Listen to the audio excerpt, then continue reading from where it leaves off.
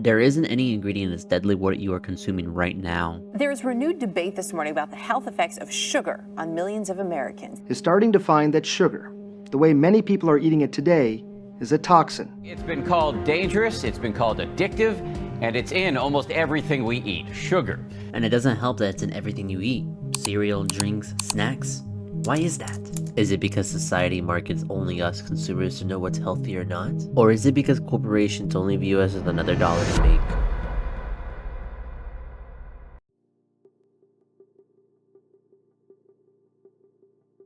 Have you considered what sugar does to you? It could be addicting as any drug you have ever taken, but the side effects are much more harmful.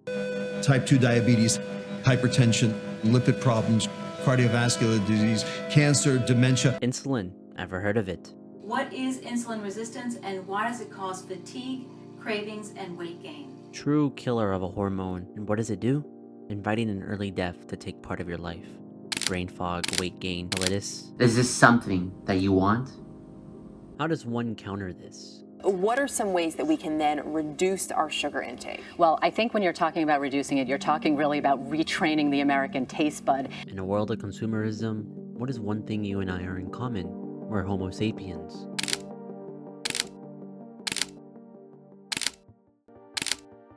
Eat like your ancestors. Sugar was rare. Eat fruits, honey, dates. Try looking back of your packaged goods. Would your ancestors eat that? If the answer is no, then why eat it? Not knowing what you're putting inside your body can be detrimental. The body can give signs of help, whereas you believe it's normal, but the thing is, it's not. But imagine a world you know to counter the corporations, knowing what to eat and feel no guilt behind it. Taking back how it feels to be human again. More energy, no brain fog, better memory. There's a surprise down below if you're ready to change your life. Whereas you could counter a terrible path you were heading towards.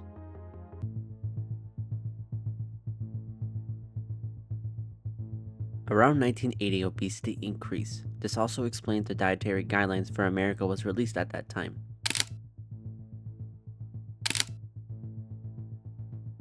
Explaining a low-protein, high-carb diet is superior. A low-protein, high-carbohydrate diet may be the key to living a long and healthy life. Sugar intake increased within that time frame. Why? An alarming new report shows that the sugar industry sweetened the truth, suppressing the health risks of sugar. The Journal of the American Medical Association reveals that scientists were paid in the 1960s to play down the link between sugar and heart disease and instead make saturated fat the culprit. And the war between fats began. And what the researchers found challenges what we think about fat and carbs and what it means to eat healthy. Where Dr. Mark Hexton was called a hero of nutritionalists.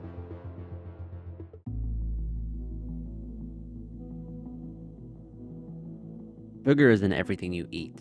The list of medical problems tied directly to the food we're being marketed. We are actually making ourselves sicker by eating the processed food that the food industry has told us is good for us. Corporations love to market you and sell you the idea of happiness, friendships, healthy.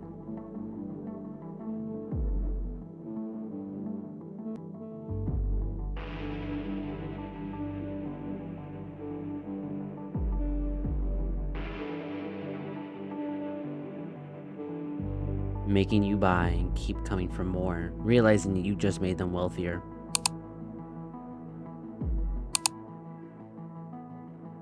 Leaving you with just that temporary happiness. Wanting to crave more, never making you think about the consequences.